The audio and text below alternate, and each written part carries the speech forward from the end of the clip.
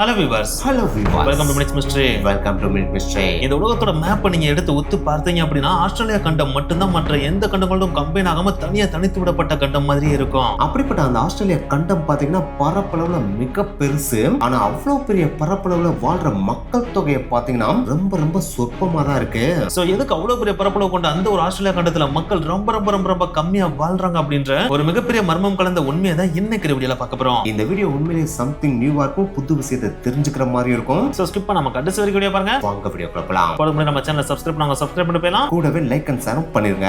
வீடியோக்குள்ள போறதுக்கு முன்னாடி நம்மளோட மினிட்ஸ் மிஸ்டரோட ஓல்டு வீடியோஸ்லாம் நீங்க பார்த்தீங்க அப்படின்னா எக்கச்சக்கமான டெக் அண்ட் கேட்ஜெட் வீடியோஸ்லாம் போட்டுட்டு இருந்தோம். அந்த வீடியோஸ் எல்லாம் இப்போ ரீசெண்டா கம்ப்ளீட்டா ஸ்டாப் பண்ணிட்டோம். அதனாலேயே எக்கச்சக்கமான பேர் அந்த வீடியோ ஏன் ப்ரோ ஸ்டாப் பண்ணீங்க அப்படின்னு சொல்லிட்டு கேட்டுட்டு இருந்தீங்க. சோ உங்களுக்காகவே எக்ஸ்க்ளூசிவா இனிமேல் டெக் அண்ட் கேட்ஜெட் வீடியோவை தனியா கொண்டு போறதுக்காக எஸ்எம் ப்ரோஸ் டெக் அப்படின்னு சொல்லிட்டு தனியா ஒரு சேனல் ஆரம்பிச்சிருக்கோம். அந்த சேனல்ல எக்ஸ்க்ளூசிவா டெக் வீடியோஸ் மட்டும் தான் போட போறோம். அதுல கேட்ஜெட் அன்பாக்சிங் மட்டும் கிடையாது, டெக்கை பத்தின எக்கச்சக்கமான இன்ட்ரெஸ்டிங்கான ஃபேக்ட்ஸ் அண்ட் ஸ்மார்ட் போன் லேப்டாப்னு சொல்லிட்டு டெக்ல இருக்கிற எல்லா 360 டிகிரி நம்ம கவர் பண்ண போறோம். சோ நீங்க டெக்ல இன்ட்ரெஸ்டா இருக்கீங்க அப்படின்னா மறக்காம அந்த சேனலை சப்ஸ்கிரைப் பண்ணி வச்சுக்கோங்க. டெக்கை பத்தின பல இன்ட்ரெஸ்டிங்கான விஷயங்களையும் கத்துக்கங்க.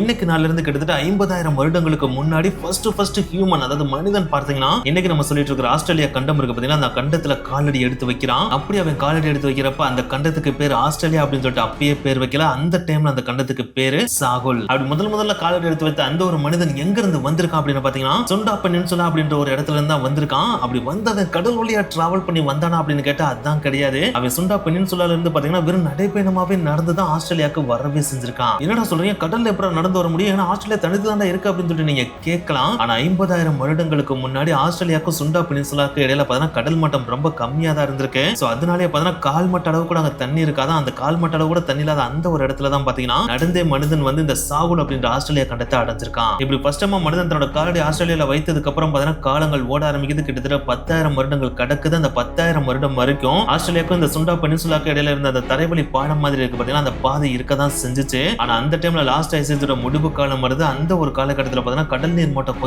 கொஞ்சமா ஏற ஆரம்பிக்குது. சோ அப்படி ஏறின அந்த ஒரு கடல் மட்டமே பாத்தீங்கன்னா கடைசியில ஆஸ்திரேலியாவுக்கும் இந்த சுண்டா பெனின்சுலாக்கு இடையில இருந்த அந்த தரைவழி பாலத்தை கம்ப்ளீட்டா மூடிட்டு ஃபுல்லா கடலாலே சூழ ஆரம்பிக்குது. சோ அது வரைக்கும் ஓரளவுக்கு தனித்து விடப்பட்ட கான்டினென்ட் மாதிரி இருந்த இந்த ஒரு ஆஸ்திரேலியா பாத்தீங்கன்னா அதுக்கடுத்து கம்ப்ளீட்டாவே இந்த உலக நாடுகள் கண்டங்கள்ல இருந்து தனித்து விடப்பட்ட ஒரு கண்டம் மாதிரி கடலுக்கு நடுவுல போய் நிக்க ஆரம்பிக்குது. ஆனா என்னதான் சாகுல் அப்படின்ற இந்த ஒரு ஆஸ்திரேலியா கண்டம் கடலுக்கு நடுவுல தனித்து விடப்பட்ட மாதிரி இருந்தாலும் அங்க வாழ்ற மக்கள் பாத்தீங்கன்னா எந்த விதமான டிஸ்டர்பன்ஸுமே இல்லாம செம்ம ஜாலியா தான் வாழ்ந்துட்டு இருந்திருக்காங்க. அப்படி வாழ்ந்துட்டு இருக்கப்ப 2 முக்கியமான இன்சிடென்ட் நடக்குது. அதுல ஃபர்ஸ்ட் இன்சிடென்ட் பாத்தீங்கன்னா இன்னைக்கு இருந்து கிட்டத்தட்ட 8,300 வருடங்களுக்கு முன்னாடி சில வேற்று கண்ட மனிதர்கள் பாத்தீங்கன்னா ஆஸ்திரேலியாவுக்கு வர்றாங்க. அப்படி வர்ற அவங்க பாத்தீங்கன்னா டிங்கோ அப்படின்ற ஒரு விதமான நாயை பாத்தீங்கன்னா அந்த ஆஸ்திரேலியா கண்டத்துல குடியேற்றிட்டு போறாங்க. அப்படி குடியேற்றிட்டு போன அந்த ஒரு டிங்கோ டாகோட இனம் தான் பாத்தீங்கன்னா இன்னைக்கு வரைக்கும் கூட பாத்தீங்கன்னா ஆஸ்திரேலியால செம்ம ஃபேமஸான ஒரு நாய் இனமாவே இருக்கு. அதுக்கடுத்து 2வது இன்சிடென்ட் பாத்தீங்கன்னா இன்னைக்கு நாள்ல இருந்து கிட்டத்தட்ட 4,000 வருடங்களுக்கு முன்னாடி சவுத் ஏசியா இருக்கு பாத்தீங்கன்னா, அதாவது தெற்கு ஆசியா இருக்கு பாத்தீங்கன்னா, அந்த தெற்கு ஆசியால இருந்து ஒரு குரூப் ஆஃப் மக்கள் இடம்பெயர்ந்து ஆஸ்திரேலியாவை நோக்கி போய் ஆஸ்திரேலியால குடியேறாங்க. அப்படி குடியேறின அந்த ஒரு மக்கள் தான் பிற்காலத்துல ஆஸ்திரேலியாவோட பூர்வக்குடி மக்களாகவும் மாறுறாங்க. அந்த மக்களோட பேர் தான் அபோரிஜினல் ஆஸ்திரேலியன்ஸ். அது எப்படி ஆஸ்திரேலியாவோட பூர்வக்குடிகள் சவுத் ஏசியால இருந்து தான் வந்தாங்கன்னு அடிச்சு சொல்றாங்கன்னு கேட்டீங்கன்னா, இன்னைக்கு நாள்லயும் பாத்தீங்கன்னா ஆஸ்திரேலியால வாழ்ற பழங்குடியினர் இருப்பாங்க பாத்தீங்களா, அந்த பழங்குடியினரோட டிஎன்ஏ எடுத்து ரிசர்ச் பண்ணி பாக்குறப்ப அதுல 11% ஆஃப் மக்களோட டிஎன்ஏ பாத்தீங்கன்னா நம்ம இந்தியா இருக்கு பாத்தீங்கன்னா, இந்தியால வாழ்ந்த மூதாதையர் இருக்காங்க பாத்தீங்களா, அவங்களோட டிஎன்ஏ கூட ஒத்து போகுதான். சோ அதன்படி பாக்குறப்ப இந்தியாக்காரங்க தான் ஆஸ்திரேலியாவோட பூர்வ குடிகள் அப்படின்னு சொல்லிட்டு ரிசர்ச்சர்ஸ் அடிச்சு சொல்றாங்க. சோ இந்த 2 நிகழ்வுகள் தான் பாத்தீங்கன்னா 17ஆம் நூற்றாண்டு வரைக்கும் ஆஸ்திரேலியால நிகழ்ந்த 2 முக்கியமான நிகழ்வுகளாவே அமையுது. இப்படியே பாத்தீங்கன்னா காலங்கள் ஓடுது. அடுத்து 17ஆம் நூற்றாண்டு வருது. அந்த காலம் வரைக்கும் பாத்தீங்கன்னா அங்க வாழ்ந்துட்டு இருந்த பூர்வ குடிகளான அபோரிஜினல் ஆஸ்திரேலியன்ஸ் பாத்தீங்கன்னா செம்ம ஜாலியா ஹேப்பியா யாரோட டிஸ்டர்பன்ஸுமே இல்லாம தான் அங்க வாழ்ந்துட்டு இருந்தாங்க. அப்படி அவங்க எல்லாருமே செம்ம ஹேப்பியா வாழ்ந்துட்டு இருந்த அந்த ஒரு டைம்ல இன்னும் கொஞ்சம் எக்ஸாக்ட்டா சொல்லணும் அப்படின்னா 1606வது வருஷம் டச் நாட்டை சேர்ந்த வில்லியம் ஜான்சன் அப்படின்ற ஒருத்தர் பாத்தீங்கன்னா ஆஸ்திரேலியாவுக்கு வர்றாரு. அப்படி வர்றவர் ஆஸ்திரேலியாவுக்கு வரணும் அப்படின்றதுக்காக அந்த கண்டத்தை நோக்கி வரல. அவர் வந்த கப்பல்ல ஏற்பட்ட ஒரு சின்ன பழுதை சரி பண்ணணும் அப்படின்றதுக்காக தான் பக்கத்துல இருக்கிற நிலப்பரப்பை தேடுறப்ப அந்த ஒரு ஆஸ்திரேலியா கண்டவரோட கண்ணுக்கு படுது. சோ அங்க போய் இந்த கப்பலை நிப்பாட்டி அதை பழுது பார்க்கலாம்னு சொல்லிட்டு அந்த கண்டத்துக்கு வர்றாரு. ஆனா அப்படி வந்தவர் அந்த நிலப்பகுதியை பார்த்த உடனே உண்மையிலே பிரமிச்சு போயிடுறாரு. ஆத்தடி என்னடா இந்த ஒரு தீவு இவ்வளவு பெரிய நிலப்பரப்பா இருக்கு, அதுவும் செம்ம அமேசிங்காவும் இருக்கு. அப்ப நம்ம இந்த கப்பலை உடனே சரி பண்ணிட்டு ஹாலண்டுக்கு போயிட்டு இப்படி ஒரு நிலப்பரப்பு இருக்குன்றதா இன்ஃபார்ம் பண்ணணும் அப்படின்னு சொல்லிட்டு உடனே அந்த கப்பலை சரி பண்ணிட்டு ஹாலண்டுக்கு போயிட்டு இந்த ஒரு விஷயத்த சொல்றாரு. ஆனா என்னத்தை அவர் சொன்னாலும் அந்த ஒரு நிலப்பகுதி அங்க இருக்கிற யாருமே பாத்தீங்கன்னா பெருசா கண்டுக்கிற மாதிரி தெரியல. ஆனா என்னத்தை அவங்க இதை பெருசா கண்டுக்கலாட்டியும் மாடர்ன் காலகட்டத்துல ஃபர்ஸ்ட் ஆஸ்திரேலியா கண்டத்தை பார்த்த ஒருத்தர் அப்படின்ற பேரை இந்த ஒரு வில்லியம் ஜான்ஸ் ஜூன் அப்படின்றவரு தட்டிட்டு போயிடுறாரு. சோ இப்படி ஒரு ஆஸ்திரேலியாவுக்கு வந்துட்டு போனதுக்கு அப்புறம் கிட்டத்தட்ட 50 வருடங்கள் கழியுது. அந்த 50 வருடங்கள் கழித்து இன்னொரு டச் ஷிப்பும் பாத்தீங்கன்னா ஆக்சிடென்டலா பழுத சரி பார்க்கறதுக்காக பாத்தீங்கன்னா ஒரு கண்டத்தை நோக்கி வருது. அந்த கண்டம் தான் ஆஸ்திரேலியா. அப்படி பழுதுபட்டு அந்த பழுத சரி பண்றதுக்காக வர அந்த கப்பலோட பேர் தான் வெர்குலோடு டிரேக். இந்த ஒரு வெர்குலோடு டிரேக்கை சரி பண்றதுக்காக தான் ஆஸ்திரேலியா கண்டத்தை அவங்க ரீச் ஆகுறாங்க. அப்படி ரீச் ஆகிற அந்த ஒரு கப்பலுக்குள்ள கிட்டத்தட்ட 75 பேர் பயணிச்சிருக்காங்க. அப்படி பயணிச்ச அந்த 75 பேருமே இந்த கப்பலை எப்படியாச்சும் சரி பண்ணணும்னு சொல்லிட்டு அவங்களால முடிஞ்ச அளவுக்கு எவ்வளவோ ட்ரை பண்ணி பாக்குறாங்க. ஆனா என்னத்தை ட்ரை பண்ணாலும் அந்த கப்பலை சரி பண்ணவே முடியல. சோ இதனாலேயே பாத்தீங்கன்னா பல நாட்கள் ஆஸ்திரேலியாவோட கடற்கரையிலே தங்க வேண்டிய சிச்சுவேஷன் அவங்களுக்கு கிரியேட் ஆகுது. ஆனா என்னத்தை தங்கினாலும் இந்த கப்பலை சரி பண்ணாதானே மறுபடியும் வீடு திரும்பி போக முடியும். சோ அதுக்கு என்ன பண்ணலாம் அப்படின்னு சொல்லிட்டு யோசிக்கிறப்ப இந்த ஆஸ்திரேலியா கண்டத்துக்கு பக்கத்துல இருக்கிற ஒரு சின்ன நிலப்பகுதி பாத்தீங்கன்னா அந்த காலகட்டத்தில் டச்சோட கண்ட்ரோல்ல தான் இருந்திருக்கு. அதாவது டச்சோட ஆட்சிக்கு கீழே தான் செயல்பட்டு இருந்திருக்கு. அந்த பகுதி தான் பட்டாவியா. இன்னைக்கு மாடர்ன் டேல அதோட பேரு ஜகார்டா. சோ இந்த ஒரு ஜகார்டால போயிட்டு நம்மளுக்கு தேவையான ஆட்களை கூட்டிட்டு வாங்க அப்படின்னு சொல்லிட்டு இந்த கப்பல்ல பயணித்த 75 பேர் இருக்காங்க பாத்தீங்களா. அதுல 7 பேர் மட்டும் அந்த கப்பல்ல இருக்கிற லைஃப் போட்ல ஏத்தி ஜகார்டாவை நோக்கி அனுப்பி வைக்கிறாங்க. அப்படி லைஃப் போட்ல ஏறி இந்த 7 பேர் பயணித்த இந்த ஒரு பயணம் ஈஸியான பயணமா இருந்துச்சா அப்படின்னு கேட்டா அது கண்டிப்பா கிடையாது அப்படிதான் சொல்லியானோ. ஏன்னா ஆஸ்திரேலியா கண்டத்துல இருந்து அந்த ஒரு பட்டாபியா அப்படின்ற அந்த ஒரு தீவு இருக்கு பாத்தீங்களா, அது ரொம்ப பக்கத்துல இருந்துச்சா அப்படின்னு கேட்டா அதுவும் கிடையாது. அது கிட்டத்தட்ட ஆஸ்திரேலியால இருந்து 1400 மைல் தொலைவுல இருக்கு. சோ 1400 மைல் தொலைவா நம்ம தரைவழியா டிராவல் பண்ணி போனாலே ரொம்ப பெரிய டிஸ்டன்ஸ் இல்லையா. அப்படி இருக்கிறப்ப கடல்ல டிராவல் பண்ணி போய் அதை அடையிறது அப்படின்றது அவ்வளவு ஈஸியான விஷயம் கிடையாது. அதுவும் வெறும் லைஃப் போட்டை மட்டுமே வச்சு கொண்டு போய் அங்க ரீச் ஆகுதுன்றது சாதாரண விஷயம் கிடையாது இல்லையா. சோ அதனாலே ஒரு நாள் 2 நாள் கிடையாது, கிட்டத்தட்ட 41 நாட்கள் எக்கச்சக்கமான இன்னல்களை சந்திச்சு ஃபேஸ் பண்ணி தான் இந்த 7 பேர் லைஃப் போட்டை மட்டுமே வச்சு பட்டாவியாவை போய் ரீச் ஆறாங்க. அப்படி ரீச் ஆன உடனே அங்க இருக்கிற டச் ஹையர் அத்தாரிட்டிஸ்ட நம்மளோட கப்பல் ஒண்ணு பக்கத்துல 1000 மைல் தொலைவுல இருக்கிற ஒரு நிலப்பகுதியில பழுது பார்ப்பதற்காக நின்றுட்டு இருக்கு. அந்த கப்பல்ல பயணித்த 68 பேர் அங்கதான் நம்மளோட உதவிக்காக காத்துட்டு இருக்காங்க. சோ உங்களோட உதவியை நாடுதான் நாங்க அங்கிருந்து இங்க வந்திருக்கோம். உங்களோட உதவி கிடைச்சிச்சுன்னா அந்த கப்பலையும் பழுது பார்த்துட்டு அவங்கள பத்திரமா இங்க கூப்பிட்டு வர முடியும்னு சொல்லிட்டு ஹெல்ப் கேட்கறாங்க. இந்த ஹெல்ப் கேட்ட உடனே ஒரு சிப்பர் ரெடி பண்ணி அதுல ஆட்களையும் சேர்த்து அங்க இருக்கிற டச் ஹை அத்தாரிட்டிஸ் அனுப்பி வைக்கிறாங்க. அப்படி அனுப்பி வச்ச அந்த ஒரு கப்பலும் சில நாட்கள் கழித்து ஆஸ்திரேலியா கண்டத்தை வந்து அடையுது. ஆனா அப்படி அவங்க அங்க வந்து அடைந்த அந்த ஒரு தருணத்துல அந்த 68 பேர் இந்த 7 பேர் இங்க இருந்து கிளம்புனாங்க பாத்தீங்களா. அப்படி அவங்க கிளம்புன அந்த ஒரு இடத்துல இருந்தாங்களா அப்படின்னு கேட்டா அது கண்டிப்பா கிடையாது அப்படின்னு தான் சொல்லியானோ.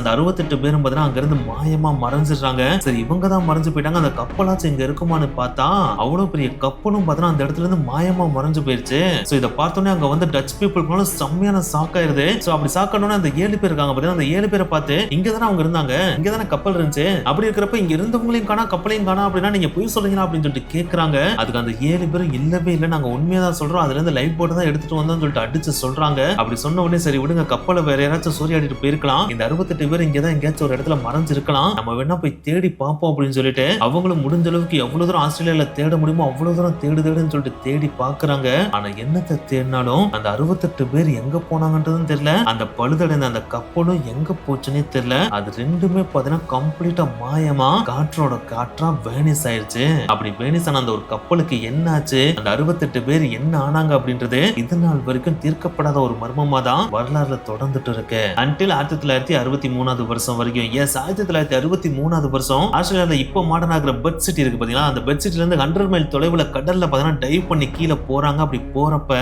இந்த வெர்குலோடு டிரேக் ஷிப் இருக்கு பாத்தீங்கன்னா, இந்த ஷிப்போட உடைந்த பாகங்கள் சில பாகங்களை கண்டுபிடிச்சு எடுக்கிறாங்க. ஆனா என்னதான் அந்த ஷிப்போட உடைந்த பாகங்கள் இந்த கடலுக்கு அடியில இருந்து அந்த டைவர்ஸ் கண்டுபிடிச்சு எடுத்தாலும் அந்த 68 பேருக்கு என்ன ஆச்சு அப்படின்றத இது நாள் வரைக்கும் யாராலையுமே கண்டுபிடிக்க முடியல. சோ இப்படியே பாத்தீங்கன்னா காலங்கள் ஓடுது, அடுத்து 100 வருடங்களும் கிடக்குது, கடைசி 1788 வருஷமும் வருது. அந்த ஒரு காலகட்டத்தில் பாத்தீங்கன்னா பிரிட்டிஷ் இருக்காங்க பாத்தீங்கன்னா, அவங்க தன்னுடைய நிரந்தர குடியிருப்புகளை ஆஸ்திரேலியா அமைக்கிறதுக்காக ஆஸ்திரேலியாவுக்கு வர்றாங்க. அப்படி வர்றவங்க பாத்தீங்கன்னா ஆஸ்திரேலியாவோட பூர்வ குடிகள் இருப்பாங்க பாத்தீங்களா, அவங்கள கடற்கரை பகுதியில இருந்து அடிச்சு உள்ள பத்தி விட்டுட்டு ஆஸ்திரேலியாவோட கிழக்கு கடற்கரை இருக்கு பாத்தீங்கன்னா, அதாவது இப்ப மாடர்ன் டே சிட்னியா இருக்கு பாத்தீங்களா, அந்த பகுதியில அவங்களுடைய நிரந்தர குடியிருப்புகளை அமைக்கிறாங்க. அப்படி அமைக்கிறப்ப பாத்தீங்கன்னா வெறும் 1300 பேர் மட்டும் தான் ஆஸ்திரேலியால குடியேறவே செய்றாங்க. இப்படியே காலங்கள் ஓடுது. அப்படி காலங்கள் ஓடிட்டு இருக்கப்பே பாத்தீங்கன்னா கொஞ்சம் பேரா பிரிட்டிஷ்ல இருந்து வெளியேறி ஆஸ்திரேலியால வந்து குடியேற ஆரம்பிக்கிறாங்க. ஆனா என்னதான் இப்படி கொஞ்சம் பேரா பிரிட்டிஷ்ல இருந்து ஆஸ்திரேலியால வந்து குடியேறினாலும் ஆஸ்திரேலியாவோட மக்கள் தொகை ரொம்ப பெருசாலாம் இன்க்ரீஸ் ஆகவே இல்லை அன்டில் 1851 வரைக்கும். எஸ் 1851 வருஷம் ஆஸ்திரேலியால ஒரு இடத்துல தங்க இருக்கு அப்படின்றத கண்டுபிடிக்கிறாங்க.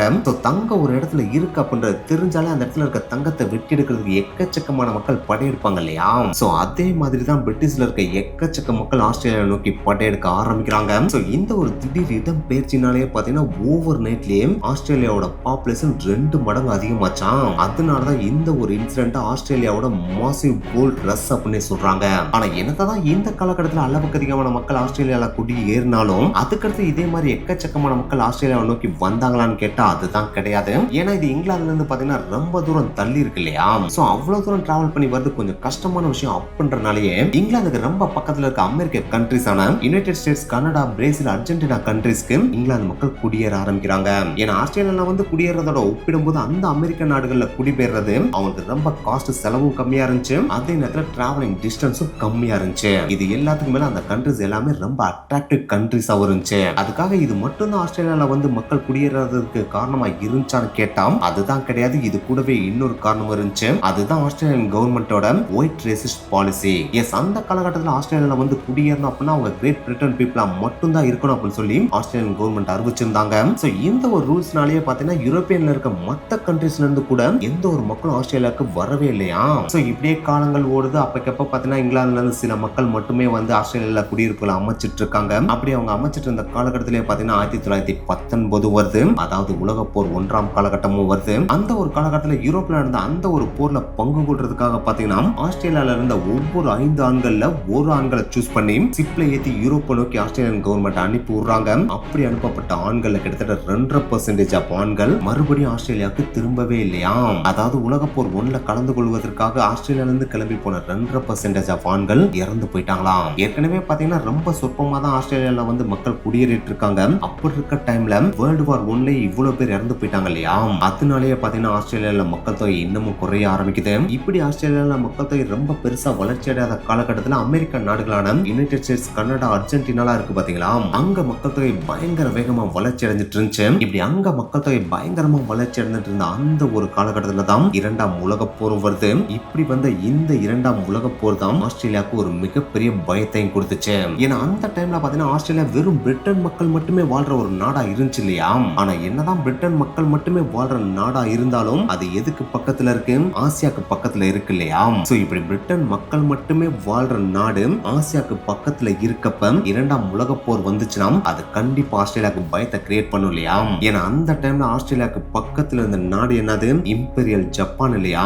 ஏன்னா ஆஸ்திரேலியாவுக்கு பக்கத்திலே ஜப்பான் இருக்கு. அந்த டைம்ல தான் வேர்ல்டு வார் 2 நடக்குது. சோ ஜப்பான் எப்ப வேணாலும் நம்மள வந்து தாக்கலாம் பண்றது ஆஸ்திரேலியாவுக்கு நல்லாவே தெரியுது. சோ அப்படி தெரிஞ்சனாலே ஆஸ்திரேலியாவும் பயத்திலே இருக்காங்க. அப்படி பயத்துல இருக்கிறப்பே பாத்தீங்கன்னா 1942வது வருஷம் ஆஸ்திரேலியாவோட நார்தன் சிட்டியான டார்வின்ல ஜப்பான் ஒரு பாம்பையும் போடுறாங்க.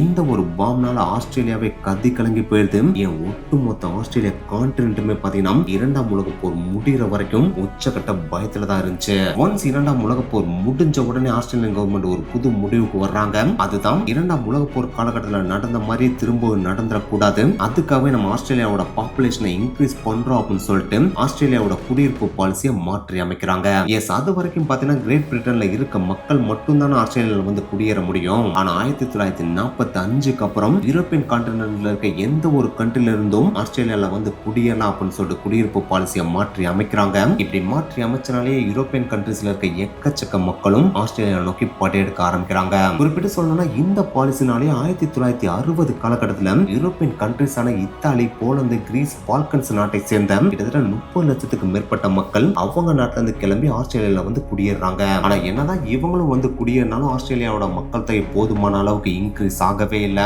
மெல்ல மெல்ல தான் உயர்ந்துட்டு இருந்துச்சு. ஆனா இதுக்கு அப்படியே கான்ட்ராஸ்டா அமெரிக்க நாடுகள்ல பாத்தீங்கன்னா மக்கள் தொகை பயங்கர ஃபாஸ்டா உயர்ந்துட்டு இருந்துச்சு. சோ நம்ம இன்னும் ஆஸ்திரேலியால மக்கள் தொகை இன்க்ரீஸ் பண்ணணும் அப்படின்னு சொல்லிட்டு 1973வது வருஷம் ஃபைனலா ஆஸ்திரேலியா குடியிருப்பு பாலிசியை திரும்பவும் மாற்றி அமைக்கிறாங்க. அப்படி மாற்றி அமைக்கிறப்ப தான் இதுக்கு முன்னாடி இருந்த ஒயிட்ஸ் மட்டும் தான் ஆஸ்திரேலியால வந்து குடியேறணும் அப்படின்ற பாலிசியை நீக்கிட்டு இனிமேல் உலகத்துல இருக்க எந்த மக்கள் வேணாலும் ஆஸ்திரேலியால வந்து குடியேறலாம் அப்படின்னு சொல்லிட்டு அறிவிக்கவும் செய்றாங்க. சோ இந்த ஒரு அறிவிப்பு வந்தோடனே உலகத்துல இருக்க எக்கச்சக்க மக்கள் ஆஸ்திரேலியால வந்து குடியேறவும் செய்றாங்க. அதுல குறிப்பா சொல்லணும்னா ஆசிய கண்டத்துக்கு பாத்தீங்கன்னா அந்த ஆசிய கண்டத்துல இருக்க 2 நாடுகள் தான் எக்கச்சக்க மக்கள் ஆஸ்திரேலியால வந்து குடியேறாங்க. அதுல ஒன்னு சைனா, இன்னொன்னு இந்தியா. சோ இப்படிதான் பாத்தீங்கன்னா ஆஸ்திரேலியால கொஞ்சம் கொஞ்சமா மக்கள் குடியேறி இன்னைக்கு டேல அதாவது 2024 படி ஆஸ்திரேலியால கிட்டத்தட்ட 26ல இருந்து 27 மில்லியன் மக்கள் வாழ்றாங்க. ஆனா அப்படி வாழ்ற மக்கள்ல ஒவ்வொரு 3 பேரை கணக்குல எடுத்தோம்னா அதுல ஒருத்தவங்க கண்டிப்பா ஆஸ்திரேலியாவுக்கு அவுட் சைட்ல பிறந்தவங்களா தான் இருப்பாங்க. ஆனா என்னதான் 2024 படி நம்ம கணக்கெடுத்து பாக்குறப்ப ஆஸ்திரேலியாவோட மக்கள் தொகை 2.6 கோடி அப்படின்னு சொல்லிட்டு இருந்தாலும் இந்த 2.6 கோடி மக்கள் வாழ்ற அளவுக்கு மட்டும்தான் ஆஸ்திரேலியாவோட நிலப்பரப்பு இருக்கா அப்படின்னு கேட்டா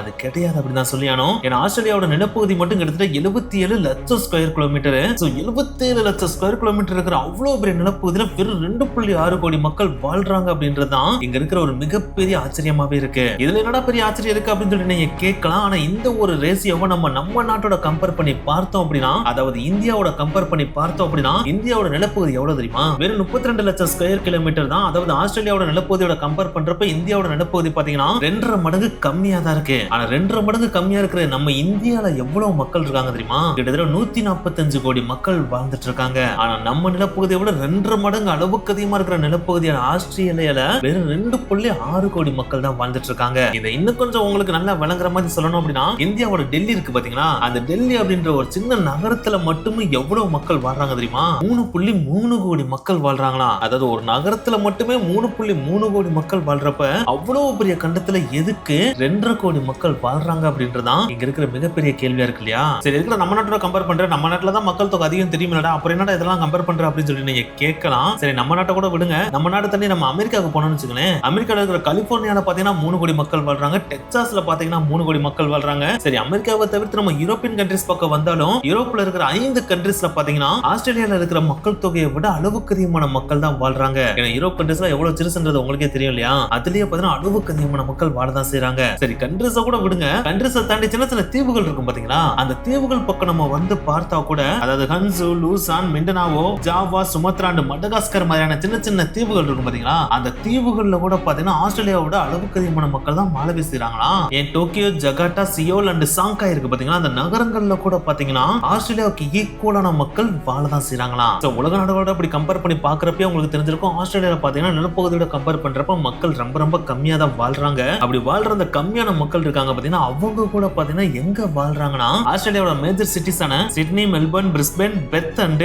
அடிலைட் அப்படின்ற இந்த 5 சிட்டில மட்டும் தான் வாழவே செய்றாங்களாம். அதாவது அவ்வளவு பெரிய நிலப்பகுதி இருக்கிற அந்த ஒரு ஆஸ்திரேலியால கடலோரமா அமைஞ்சிருக்கிற இந்த ஒரு 5 சிட்டிஸ் இருக்கு பாத்தீங்கன்னா, இந்த 5 சிட்டிஸ்ல மட்டும் தான் ஆஸ்திரேலியாவோட மக்கள் தொகையில கிட்டத்தட்ட 90% ஆஃப் மக்கள் வாழவே செய்றாங்களாம். அதுலயும் கடற்கரையில இருந்து வெறும் 50 கிலோமீட்டர் டிஸ்டன்ஸ் இருக்கு பாத்தீங்கன்னா, அந்த 50 கிலோமீட்டர் டிஸ்டன்ஸுக்குள்ளேயே தான் பாத்தீங்கன்னா ஆஸ்திரேலியன் பாப்புலேஷன்ல 85% ஆஃப் மக்கள் வாழ்றாங்களாம். அதை தாண்டி நம்ம ஆஸ்திரேலியாவுக்கு உள்ள போய் பார்த்தோம் அப்படின்னா ரொம்ப சொற்பமான மக்கள் தான் வாழவே செய்றாங்களாம். அதுல ரொம்ப சொற்பமான மக்கள் வாழ்ற சில பிளேசஸ் இப்ப நம்ம பார்க்கலாம். அதுல ஃபர்ஸ்ட் பிளேஸ் தான் சைர் ஆஃப் ஈஸ்ட் பில்பாரா. இது வெஸ்டர்ன் ஆஸ்திரேலியால இருக்கு. இந்த சைர் ஆஃப் ஈஸ்ட் பில்பாராவோட சைஸ் நம்ம கம்பேர் பண்ணி பார்த்தோம் அப்படின்னா ஜப்பான் நாடு இருக்கு பாத்தீங்களா, அந்த ஜப்பான் நாட்டோட நிலப்பகுதி எவ்வளவு பெருசா இருக்குமோ அவ்வளவு பெரிய நிலப்பகுதி தான் இந்த ஒரு நிலப்பகுதி. ஆனா அவ்வளவு பெரிய நிலப்பகுதி இருக்கிற இந்த ஒரு நிலப்பகுதியில எவ்வளவு மக்கள் வாழ்றாங்க தெரியுமா? வெறும் 10,000 மக்கள் மட்டும் தான் வாழவே செய்றாங்களாம். ஆனா இதே அளவு நிலப்பகுதி இருக்கிற ஜப்பான் நாட்டுல எவ்வளவு மக்கள் வாழ்றாங்க தெரியுமா? 12 கோடி மக்கள் வாழ்றாங்களாம். சோ 12 கோடி மக்கள் வாழ்ற அளவுக்கு போதுமான நிலப்பகுதி இருக்கிற அந்த ஒரு நிலப்பகுதியில வெறும் 10,000 மக்கள் மட்டும் தான் வாழவே செய்றாங்க. அதுலயே அந்த 10,000 மக்கள் இருக்கிற பாதி மக்கள் இருப்பாங்க பாத்தீங்கன்னா, அந்த பாதிக்கு மேற்பட்ட மக்கள் அந்த சைர் ஆஃப் ஈஸ்ட் பில்பாரால இருக்கிற முக்கியமான சிட்டியான நியூமேன் அப்படின்ற சிட்டில தான் வாழவே செய்றாங்களாம். அடுத்து நம்ம ஆஸ்திரேலியால பார்க்க போற இரண்டாவது பிளேஸ் தான் பாஸ்டோரல் அன்இன்கார்பரேட்டட் ஏரியா. இது சவுத் ஆஸ்திரேலியால இருக்கு. இதோட நிலப்பகுதி பாத்தீங்கன்னா பிரான்ஸ் நாட்டோட நிலப்பகுதி இருக்கு பாத்தீங்களா, அந்த பிரான்ஸ் நாட்டோட நிலப்பகுதிக்கு ஈக்குவலான நிலப்பகுதி தான் இது. ஆனா அப்படிப்பட்ட இந்த ஒரு நிலப்பகுதியில வாழ்ற மக்கள் எவ்வளவு வாழ்றாங்க தெரியுமா? வெறும் 3750 மக்கள் மட்டும் தான் வாழவே செய்றாங்களாம். ஆனா பிரான்ஸ் நாட்டுல எவ்வளவு மக்கள் வாழ்றாங்க தெரியுமா? 6 கோடி மக்கள் வாழ்றாங்க. சோ பாஸ்டோரல் அன்இன்கார்பரேட்டட் ஏரியால வாழ்ற மக்களுக்கும் அந்த நிலப்பகுதியை நம்ம கம்பேர் பண்ணி பார்த்தோம்னு வச்சுங்களேன், அங்க வாழ்ற ஒவ்வொரு ஆளுக்குமே 178 ஸ்கொயர் கிலோமீட்டர் இடம் பார்த்தீங்கன்னா சொந்தமாகிற அளவுக்கு பெரிய பெரிய இடமா தான் இருக்கவே செய்யுமா. அடுத்து ஆஸ்திரேலியால இருக்கிற ஒரு முக்கியமான பிளேஸ் தான் அண்ணா கிரேக். இந்த அண்ணா கிரேக்கோட நிலப்பகுதி மட்டும் இஸ்ரேல் நாடு இருக்கு பாத்தீங்களா, அந்த இஸ்ரேல் நாட்டோட நிலப்பகுதியை விட பெருசு அப்படின்னு சொல்றாங்க. ஆனா என்னதான் அவ்வளவு பெரிய நிலப்பகுதி இங்க இருந்தாலும் இங்க வாழ்ற மக்களோட எண்ணிக்கை எவ்வளவு தெரியுமா? வெறும் சிங்கிள் டிஜிட்ல இருந்து 2 டிஜிட் தான் இருக்கும் அப்படின்னு சொல்றாங்க. இன்னும் கொஞ்சம் எக்ஸாக்ட்டா சொல்லணும் அப்படின்னா 8ல இருந்து 22 பேர் தான் இங்க வாழவே செய்வாங்க அப்படின்னு சொல்றாங்க. ஆனா இதை விட கம்மியான நிலப்பகுதி இருக்கிற இஸ்ரேல்ல எவ்வளவு மக்கள் வாழ்றாங்க தெரியுமா? 98 லட்சம் பேர் வாழ்றாங்களாம். ஆனா இங்க 8ல இருந்து 22 பேர் தான் வாழ்றாங்க. இவங்களை தவிர்த்து பார்த்தோம் அப்படின்னா 10,000 மாடு அந்த இடத்துல வாழுதான். ஆனா இந்த இடத்த பார்த்தீங்கன்னா கவர்மெண்ட் அவங்களே ஓனா ஹேண்டில் பண்றது கிடையாது. அந்த பகுதி பார்த்தீங்கன்னா பிரைவேட்டா தான் இருக்கவே செய்யுமா. சரி, இந்த எக்ஸாம்பிள்லாம் பார்த்தா ஆஸ்திரேலியா ரொம்ப எம்டியான லேண்ட் அப்படின்றது இன்னும் கொஞ்சம் எக்ஸாம்பிளோட உங்களுக்கு சொல்லணும் அப்படின்னா, உங்களுக்கு புரியணும் அப்படின்னா இன்னொரு எக்ஸாம்பிள் சொல்றோம். அதுதான் மேற்கு ஆஸ்திரேலியால இருக்கிற 2 கடற்கரையை ஜாயின் பண்ற ஒரு ரோடு. அந்த ரோடு பார்த்தீங்கன்னா வடக்கு கடற்கரை பகுதியான குன்னனூரால இருந்து ஆரம்பிச்சு தெற்கு கடற்கரை பகுதியான எஸ்பரன்ஸ் அப்படின்ற ஒரு டவுன்ல வந்து முடியும். அப்படி முடிகிற அந்த ஒரு ரோட்டோட டோட்டல் டிஸ்டன்ஸ் பாத்தீங்கன்னா 3200 கிலோமீட்டர். சோ இந்த 3200 கிலோமீட்டர் நம்ம டிராவல் பண்ணணும் அப்படின்னா கிட்டத்தட்ட 35 மணி நேரம் டைம் எடுக்கும். ஆனா அந்த 35 மணி நேரம் நம்ம வடக்குல இருந்து தெற்குல டிராவல் பண்ணி வந்தோம் அப்படின்னா அந்த டிராவலிங்ல ஒட்டுமொத்தமா எவ்வளவு மக்களை நம்மளால பார்க்க முடியும் அப்படின்னு அப்படின்னா வெறும் 70,000 மக்களை மட்டும் தான் பார்க்கவே முடியுமா. ஆனா அதே டிஸ்டன்ஸ் இருக்கிற அந்த மாதிரியான ஒரு ரோட ரெஃபரன்ஸ் எடுத்து நம்ம இந்தியால வச்சு பார்த்தோம்னு வச்சுங்களேன், அந்த ரோடு பாத்தீங்கன்னா காஷ்மீர்ல இருந்து மதுரை வரைக்கும் வந்து நிக்கும். அப்படி காஷ்மீர்ல இருந்து மதுரை வரைக்கும் நம்ம ரோட்ல டிராவல் பண்ணி வந்தோம் அப்படின்னா இந்தியால 70,000 பேரையா பார்ப்போம், பல கோடி மக்களை பார்த்திருப்போம் இல்லையா. ஆனா ஆஸ்திரேலியால நம்ம பார்த்தோம் அப்படின்னா வெறும் 70,000 மக்களை மட்டும் தான் பார்க்க முடியுதுன்னா அது எவ்வளவு தூரம் எம்டியான லேண்ட் அப்படின்றத நீங்களே இமேஜின் பண்ணிக்கங்க. சோ இப்படிதான் பாத்தீங்கன்னா ஆஸ்திரேலியால வாழ்ற மேக்ஸிமம் மக்கள் பாத்தீங்கன்னா கடற்கரை ஓரமா தான் வாழ்றாங்க. அதுலயும் கிழக்கு கடற்கரை பகுதி இருக்கு பாத்தீங்களா, அந்த பகுதியில தான் அளவுக்கு அதிகமான மக்கள் ஆக்குபை பண்ணி வாழ்றாங்களாம். அதை தவிர்த்து பார்த்தோம் அப்படின்னா மேற்கு கடற்கரை பகுதியில கொஞ்சம் மக்கள் வாழ்றாங்க. அதுக்கடுத்து வடக்கு கடற்கரை பகுதி இருக்கும் பாத்தீங்களா, அங்க அதை விட கொஞ்சம் கம்மியான மக்கள் தான் வாழவே செய்யறாங்க. இதை தவிர்த்து நம்ம ஆஸ்திரேலியாவோட உட்பகுதிக்குள்ள போனோம் அப்படின்னா அங்க ரொம்ப ரொம்ப ரொம்ப ரொம்ப சொற்பமான மக்கள் மட்டும் தான் வாழவே செய்யறாங்க. சோ எதுக்கு இவ்வளவு பெரிய நிலப்பகுதியில ஆஸ்திரேலியால மக்கள் ரொம்ப கம்மியா வாழ்றாங்க அப்படின்னு கேட்டீங்கன்னா, ஆல்ரெடி நீங்க சில விஷயங்களை கேள்விப்பட்டிருப்பீங்க. ஆஸ்திரேலியாவோட உட்பகுதி ஃபுல்லா பாலைவனமா இருக்கும். அந்த பாலைவனத்துல வாழ்றது ரொம்ப கஷ்டம். அது மட்டும் இல்லாம அங்க டேஞ்சரஸான அனிமல்ஸ் அண்ட் இன்செக்ட்ஸ் இருக்கும். சோ அதனாலதான் மக்கள் அங்க வாழலாம் அப்படின்னு சொல்லிட்டு நீங்க கேள்விப்பட்டிருப்பீங்க. ஆனா இது மட்டும் தான் உண்மையான ரீசன் கேட்டா அதுதான் கிடையாது. இதை தாண்டியும் எக்கச்சக்க ரீசன்ஸ் இருக்கதான் செய்யுது. ஜியாலஜிக்கல் அண்ட் லொகேஷன் வைஸ்ல பாத்தீங்கன்னா ஆஸ்திரேலியாவை யூனிக்லி கர்ஸ்ட் ஐலண்ட்னே சொல்றாங்க.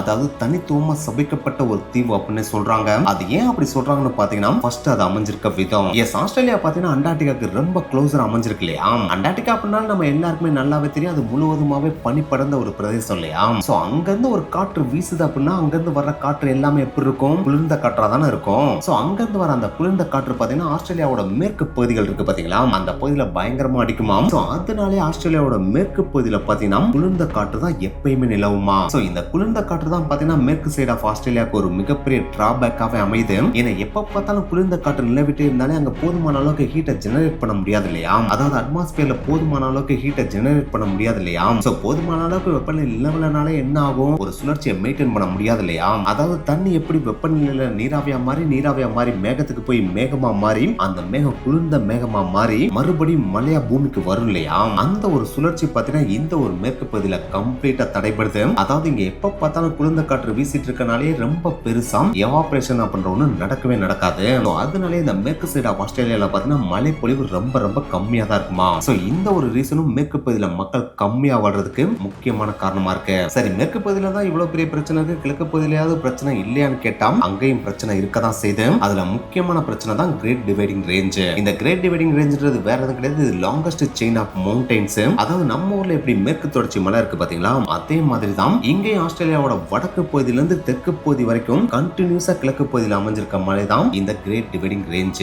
இது நாங்க சொல்றப்பே உங்களுக்கு தெரிஞ்சிருக்கும், ஆஸ்திரேலியாவோட வடக்கு பகுதியில இருந்து கிழக்கு பகுதி வரைக்கும் கண்டினியூஸா அமைஞ்சிருக்கு அப்படின்னா இது எவ்வளவு பெரிய மலையா இருக்குன்னு நீங்களே இமேஜின் பண்ணிக்கோங்க. அப்படிப்பட்ட இந்த மலை ஆஸ்திரேலியாவோட உட்பகுதியில இருக்கான்னு கேட்டா அதுவும் கிடையாது. ஆஸ்திரேலியாவோட கடற்கரையில இருந்து கிட்டத்தட்ட 50 இருந்து 100 கிலோமீட்டர் தொலைவுக்குள்ளதான் அமையவே செஞ்சிருக்கு. சோ இந்த ஒரு நேச்சுரல் அமைப்பே பாத்தீங்கன்னா ஆஸ்திரேலியாவுக்கு ஒரு மிகப்பெரிய பிரச்சனையா தான் இருக்கு. ஏன்னா இப்போ ஒரு மேகம் ஃபார்ம் ஆகி மழை வரப்போகுதுன்னு வச்சுக்கோங்களேன், அந்த மேகம் ஃப்ளோவா மூவ் ஆகி போனா தானே எல்லா பகுதியிலையும் சீரான மழை பெய்யும். ஆனா இங்க இருக்கிற ஒரு பெரிய பிரச்சனையே இந்த ஒரு தொடர்ச்சி மலைகள் தான். இந்த கிரேட் டிவைடிங் ரேஞ்ச்ன்ற தொடர்ச்சி மலைகள் என்ன பண்ணணும்னு பாத்தீங்கன்னா கிழக்கு பகுதியில இருந்து வர மலை மேகங்கள் இருக்கும் பாத்தீங்களா, அது எல்லாத்தையும் தடுத்து நிப்பாட்டி அந்த கடற்கரை ஓரங்கள்ல மட்டும் தான் மழை பெய்ய வைக்குமே தவிர அந்த மவுண்டனை தாண்டி ஆஸ்திரேலியாவோட உட்பகுதியில பாத்தீங்கன்னா இந்த மலை மேகங்களை போகவே விடாதான். சோ இதனாலே ஆஸ்திரேலியாவோட உட்பகுதி பாத்தீங்கன்னா ரெயினை ரொம்ப ரேரா தான் சந்திக்கவே செய்யுமா. ஏன்டா சொல்றீங்க ஆஸ்திரேலியாவோட உட்பகுதியில டாலஸ்டான மவுண்டன் எதுவும் கிடையாது அப்படின்னு கேட்டீங்கன்னா, எஸ், இந்த கிரேட் டிவைடிங் ரேஞ்சை தவிர உள்ள போய் பார்த்தோம்னா அந்த அளவுக்கு பெருசா மழையே கிடையாது. சோ அதனாலேயே மலை மேகங்களை தடுத்து மழையை ஏற்படுத்தக்கூடிய சான்ஸ் உட்பகுதியில ரொம்ப ரொம்ப கம்மியா தான் இருக்கான். ஆனா ஆஸ்திரேலியாவை தவிர்த்து மழைப்பொழிவு அதிகமா சந்திக்கிற நாடுகள்லாம் எடுத்து பார்த்தோம்னு வச்சுக்கோங்களேன், அந்த மழைப்பொழிவிற்கு காரணமே அந்த நாடுகள்ல இருக்க உயரமான மவுண்டன்ஸா தான் இருக்கான். சோ அந்த ஒரு விஷயம் மிஸ் ஆகுறது ஆஸ்திரேலியாவோட உட்பகுதி டெசர்ட்டா இருக்கிறதுக்கு ஒரு முக்கியமான காரணம் அப்படின்னு சொல்றாங்க. அதுக்கடுத்து ஆஸ்திரேலியா மழைப்பொழிவை கம்மியா பெறதுக்கு ஒரு முக்கியமான காரணமே மகர ரேகை அமைந்திருக்கும் விதம் அப்படின்னு சொல்றாங்க. அதாவது மகர ரேகை பாத்தீங்கன்னா ஆஸ்திரேலியாவோட மைய பகுதியை கிழிச்சிட்டு தான் போகுது. அப்படி போற இந்த மகர ரேகையை பாத்தீங்கன்னா ஆஸ்திரேலியாவை ரெண்டா டிவைட் பண்ணுது. அதுல மகர ரேகைக்கு மேல உள்ள பகுதியெல்லாம் பாத்தீங்கன்னா டிராபிக்ஸ் பகுதியாகவும் மகர ரேகைக்கு கீழே உள்ள பகுதியெல்லாம் சப் டிராபிக்ஸ் பகுதியாகவும் மாறுது. இப்படி மகர ரேகை அமைஞ்சிருக்கனாலே அந்த வெப்பமண்டல பகுதிகள் இருக்கு பாத்தீங்களா, அது ஓரளவுக்காவது மழையை சந்திக்குது. ஆனா அதுக்கு கீழே இருக்க துணை வெப்பமண்டல பகுதிகள் இருக்கு பாத்தீங்களா, அது சுத்தமா மழையவே சந்திக்க மாட்டேங்குது. சோ இதனாலேயே பாத்தீங்கன்னா அந்த சப் டிராபிக்ஸ் ஏரியால இருக்க பகுதிகள் எல்லாமே ரொம்ப வறட்சியா டெசர்ட்டா தான் இருக்கவே செய்யுது. இப்படி மேற்கு பகுதியில பாத்தீங்கன்னா குளிர்ந்த காற்று, கிழக்கு பகுதியில பாத்தீங்கன்னா கிரேட் டிவைடிங் ரேஞ்ச் அண்ட் ஆஸ்திரேலியால பாத்தீங்கன்னா மிக உயரமான மலைகள் ரொம்ப சொற்பமா இருக்கிறது. இது எல்லாத்துக்கும் மேல மத்தியில பாத்தீங்கன்னா மகர ரேகை போறது அப்படின்னு சொல்லிட்டு ஆஸ்திரேலியாவுக்கு எல்லாமே பாதகமா இருக்கிறப்ப இன்னொரு விஷயமும் இந்த பாதகத்தை அளவுக்கு அதிகமாக்குது. அதுதான் ஆஸ்திரேலியாவோட பிரிடிக்ட் பண்ண முடியாத காலநிலை. இந்த காலநிலையை எல்னினோ அண்ட் லானினா அப்படின்னு அழைக்கிறாங்க. அதுல எல்னினோ ஈவென்ட் அப்ப பாத்தீங்கன்னா ஆஸ்திரேலியால எப்பயுமே பாத்தீங்கன்னா குறிப்பிட்ட சில மாதங்கள் சதர்ன் பசிபிக் ஓசன்ல இருந்து வறண்ட காற்று வீசும். ஆனா இப்படி வீசுற காற்று அந்த குறிப்பிட்ட மாதங்கள் மட்டும் வீசினா பரவாயில்ல. ஆனா சில வருடங்கள் எல்லாம் பாத்தீங்கன்னா இந்த காற்று அந்த குறிப்பிட்ட மாதங்களையும் தாண்டி பல மாதங்கள் வரைக்கும் கூட வீசுமா. சோ கண்டினியூஸா ஒரு இடத்துல வறண்ட காற்று வீசிட்டே இருக்கு அப்படின்னால என்ன ஆகும், அந்த இடத்துல பயங்கரமான வறட்சி ஏற்படும் இல்லையா. சோ அந்த ஒரு வறட்சி தான் பாத்தீங்கன்னா ஆஸ்திரேலியால ஏற்படுற எக்கச்சக்கமான புஷ் ஃபயர்ஸ்க்கும் காரணமாவே அமைதான். அதாவது காட்டு தீக்கும் காரணமாவே அமைதான். சோ இப்படி நம்ம இதுவரைக்கும் பார்த்த எல்லாமே பாத்தீங்கன்னா ஆஸ்திரேலியாவோட மழைப்பொழிவை முற்றிலுமா கம்மி பண்ணி அந்த கான்டினென்டாவே டெசர்ட்டா மாத்திருச்சு. இன்னும் குறிப்பிட்டு சொல்லணும்னா ஆஸ்திரேலியா கான்டினென்ட்ல 35.5% டெசர்ட் மட்டும் தான் இருக்கு. நீங்க சொல்றதெல்லாம் பார்த்தா ஆஸ்திரேலியால அந்த அளவுக்கு பெருசா மழையே பெய்யாதா அப்படின்னு கேட்டீங்கன்னா கண்டிப்பா மழை பெய்யதான் செய்யும். அதாவது ஆஸ்திரேலியாவோட கிழக்கு கடற்கரை பகுதிகள் இருக்கு பாத்தீங்களா, அந்த பகுதிகளில் ஆவரேஜை விடவே ஒவ்வொரு வருடம் அளவுக்கு அதிகமாக தான் மழை பெய்யவே செய்யும். அதாவது நார்த் சைட் ஆஃப் ஆஸ்திரேலியாவை எடுத்து பார்த்தோம் அப்படின்னா, அதாவது வடக்கு ஆஸ்திரேலியாவை நம்ம எடுத்து பார்த்தோம் அப்படின்னா டிசம்பர்ல இருந்து மார்ச் மாசம் வரைக்கும் இருக்கிற 4 மாதங்கள் இருக்கு பாத்தீங்களா, அந்த 4 மாதங்கள் ஓரளவுக்கு நல்லதா மழை பெய்யவே செய்யுமா. அதுலயும் வடக்கு பகுதியெல்லாம் சம்டைம்ஸ் எல்லாம் பார்த்தோம்னா மழை பெஞ்சுச்சுங்களேன், கூரையை பிச்சுட்டு கொட்டினா எப்படி கொட்டுமோ அந்த அளவுக்கு காட்டு பேய் மாதிரி வந்து கொட்டி தீர்த்துட்டு போயிருமா. அதுக்கு ஒரு எக்ஸாம்பிள் சொல்லணும் அப்படின்னா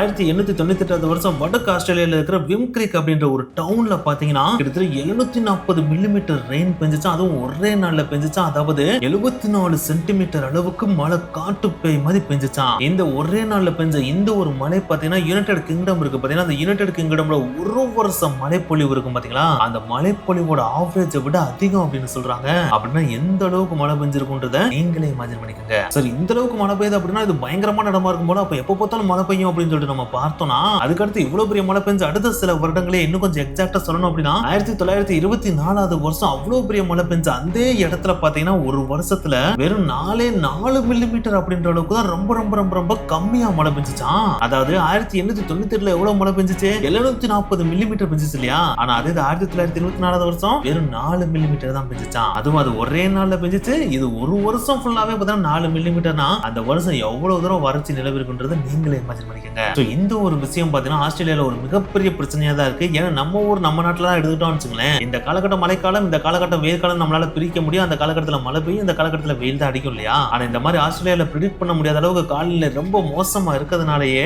ஆஸ்திரேலியால பாத்தீங்கன்னா மக்கள் தொகை ரொம்ப கம்மியா தான் இருக்கு. இப்படி ஒரு இடத்துல மழைப்பொழிவு ரொம்ப கம்மியா இருக்கு அப்படின்னால என்ன ஒரு பிரச்சனை கிரியேட் ஆகும், குடிக்கிற தண்ணிக்கு தட்டுப்பாடு கிரியேட் ஆகும் இல்லையா. அதுலயும் ஆஸ்திரேலியா குடி தண்ணிக்கு எந்த ஒரு விஷயத்தை ரொம்ப டிபெண்ட் பண்ணி இருக்கு அப்படின்னு பாத்தீங்கன்னா முரே டார்லிங் பேசின் அப்படின்ற ஒரு ரிவரை தான் மேஜரா டிபெண்ட் பண்ணி இருக்கு. அந்த ஒரு ரிவர் எங்க இருந்து ஆரம்பிக்குதுன்னா கிரேட் டிவைடிங் ரேஞ்ச் அப்படின்ற தொடர்ச்சி மலைகள் இருக்கு பாத்தீங்கன்னா, அதுல இருந்து தான் அந்த ரிவர் உருவாகுது. அதாவது ஆறு உருவாகுது. அப்படி உருவாகுற அந்த ஒரு ஆறு வடகிழக்கு பகுதி இருக்கு பாத்தீங்கன்னா, அந்த வடகிழக்கு பகுதியில இருந்து தென்மேற்கு பகுதியை நோக்கி பாயுது. அதாவது கடலை நோக்கி பாஞ்சு போகுது. அப்படி உருவாகிற அந்த ஒரு நதியில எந்த விதமான பிரச்சனையும் கிடையாது. ஏன்னா அது மவுண்டன்ல உருவாறனால நல்லா தான் உருவாகி ஃப்ளோ ஆகி வருது. ஆனா அப்படி ஃப்ளோ ஆகி வர வர வர வர எந்த பக்கம் போகுது, தென்மேற்கு பகுதியை நோக்கி போகுது இல்லையா. சோ தென்மேற்கு பகுதியை ஆஸ்திரேலியால அந்த அளவுக்கு பெருசா மழைப்பொழிவு இருக்குமான்னு கேட்டா கண்டிப்பா வருஷத்துக்கு கம்மியா தான் இருக்கும்னு சொல்லிட்டு நம்ம ஆல்ரெடி சொல்லியிருந்தோம் இல்லையா. சோ மழைப்பொழிவு கம்மியா இருக்க பகுதி வழியா இந்த ஆறு போச்சு அப்படின்னா அங்க இருக்கிற நிலப்பகுதி எல்லாம் எப்படி கிடக்கும், வறண்ட பகுதியா தானே இருக்கும். சோ ஒரு நிலம் வறண்டு போய் கிடக்கு. அந்த வறண்டு போன நிலத்துல ஒரு ஆறு ஓடிச்சு அப்படின்னா அங்க இருக்கிற தரையே பார்த்தீங்கன்னா அந்த தண்ணியை ஃபுல்லா உறிஞ்சிரும் இல்லையா. சோ அப்படி உறிஞ்சிச்சு அப்படின்னா கடைசியா வர வேண்டிய டெஸ்டினேஷனுக்கு பார்த்தீங்கன்னா அது உருவார அளவுக்கு எவ்வளவு உருவாச்சோ அதே அளவுக்கு வந்து சேருமான்னு கேட்டா சான்ஸ் கம்மி தானே. அதோட கம்மியா தானே டெஸ்டினேஷனுக்கே போய் சேரும். சோ இந்த ஒரு விஷயத்தினாலேயே இந்த ஒரு நதியில இருந்து கிடைக்கிற தண்ணி பார்த்தீங்கன்னா இப்போதைக்கு அங்க இருக்கிற மக்கள் தொகைக்கு ஓரளவுக்கு போதுமானதா இருந்தாலும் ஃபியூச்சர்ல சப்போஸ் பாப்புலேஷன் ரொம்ப அதிகமாச்சு அப்படின்னா இந்த நதியில இருந்து கிடைக்கிற தண்ணீர் அங்க இருக்கிற மக்களுக்கு போதுமான அளவுக்கு குடித நீரா கிடைக்குமா அப்படின்னு கேட்டா அதுக்கான வாய்ப்பு ரொம்ப கம்மி அப்படின்னு தான் சொல்றாங்க.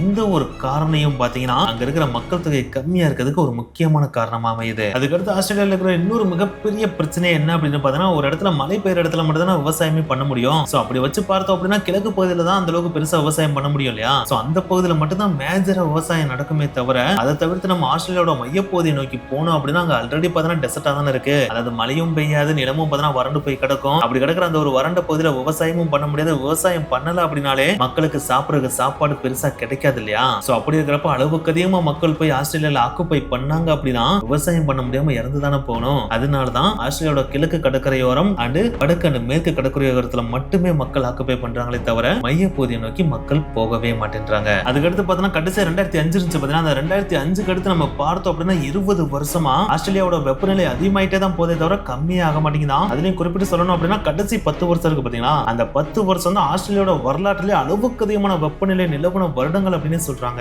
இதுவே பாத்தீங்கன்னா ஆஸ்திரேலியாவில் இருக்கிற ஒரு மிகப்பெரிய பிரச்சனையா தான் இருக்கு. இது ஒரு பிரச்சனைன்னு பார்த்தா இன்னொரு பக்கம் கடைசி 20 வருஷமா வெப்பநிலை மட்டுமே இன்க்ரீஸ் ஆயிட்டே போயிட்டு இருக்கிறதுனாலயே பாத்தீங்கன்னா ஆஸ்திரேலியாவோட முக்கிய நதியான முர்ரே டார்லிங் பெசின் இருக்கு பாத்தீங்கன்னா, அந்த நதியோட கிளைகள் எல்லாம் ஒரு பக்கம் பிரிஞ்சு போகும் பாத்தீங்கன்னா, அந்த நதி கிளைகளே பாத்தீங்கன்னா சம் இடத்துல கம்ப்ளீட்டா வற்றியா போயிடுச்சாம். சோ இதுவும் பாத்தீங்கன்னா மக்கள் தொகை இன்க்ரீஸ் ஆகிறதுக்கு ஒரு மிகப்பெரிய அச்சுறுத்தலை தான் கிரியேட் பண்ணுது. இதை தவிர்த்து பார்த்தோம் அப்படின்னா கடைசி 1.5 பில்லியன் வருடங்களா ஆஸ்திரேலியால எந்த ஒரு மிக உயரமான மலைகளும் உருவாகல, அதாவது மவுண்டனும் உருவாகல, அதே மாதிரி கிளேசியல் ஆக்டிவிட்டிஸும் எதுவுமே அங்க கிரியேட் ஆகவே இல்ல. சரி, இதுதான் இப்படி இருக்கு அப்படின்னு பாத்தீங்கன்னா இன்னொரு பக்கம் இதை விட ரொம்ப மோசமா கடைசி 250 மில்லியன் வருடங்களா ஆஸ்திரேலியாவோட காலநிலை மாற்றங்கள் ரொம்ப மோசமாயிட்டே தான் போதே தவிர அது இம்ப்ரூவ் ஆகுற மாதிரியே தெரியல. அதுலயும் முக்கியமா கடைசி 250 மில்லியன் வருடங்களா ஆஸ்திரேலியால மண்ணரிப்பு தான் அளவுக்கு அதிகமா ஏற்பட்டுட்டே இருக்கான். அதாவது ஆஸ்திரேலியால இருக்கிற வளமான மண் பாத்தீங்கன்னா குன்றுகிட்டே வருது அப்படின்னு சொல்றாங்க. சோ வளமான மண் ஒரு இடத்துல குன்றுது அப்படின்னாலே அங்க விவசாயம் பண்ண முடியுமா அப்படின்னு கேட்டா அதுக்கான வாய்ப்பு கம்மியாயிரும் இல்லையா? சோ அதனாலே அங்க விவசாயம் பண்றதுக்கான வாய்ப்பு கம்மியாயிட்டே வருது. அதுலயும் முக்கியமா நார்தன் ஆஸ்திரேலியா இருக்கு பாத்தீங்கன்னா, அதாவது வடக்கு ஆஸ்திரேலியா இருக்கு பாத்தீங்கன்னா, அங்க விவசாயம் பண்றதுக்கான வாய்ப்பு கம்மியாயிட்டே வருது அப்படின்னு சொல்றாங்க.